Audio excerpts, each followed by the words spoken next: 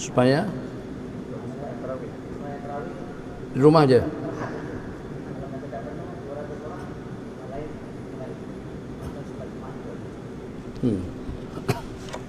Tak apalah kalau kita tak ada masalah dengan kita batasi jumlah bilangan yang melaksanakan salat tarawih di masjid.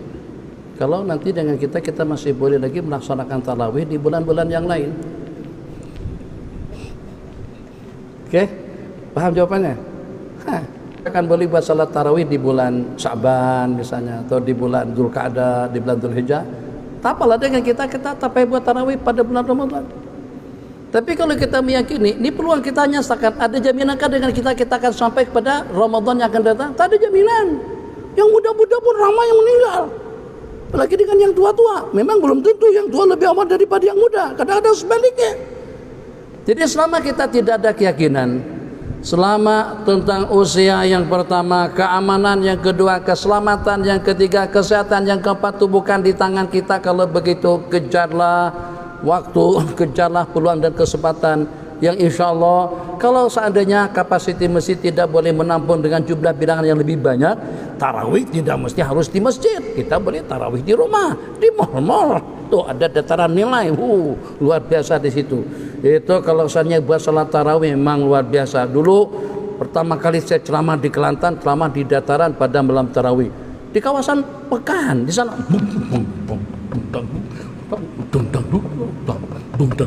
Samping-nyamping, tapi pada masa sama di tengah pasar yang sama salat tarawih diadakan dengan tazkirahnya. Apa masalah?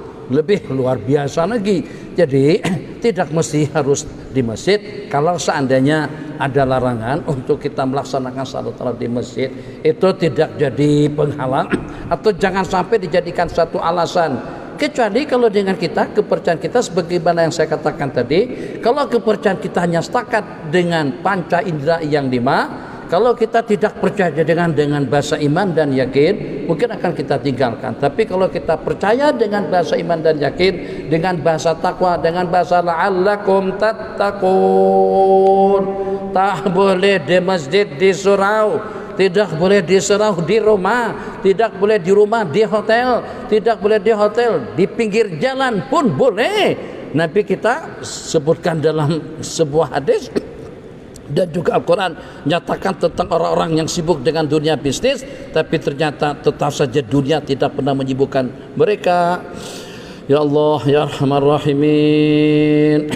Di dalam bahasa hadis Nabi kita bersabda, salatul rajuli fi suqihi, salatul rajuli fi baitihi, salatul rajuli fi darihi.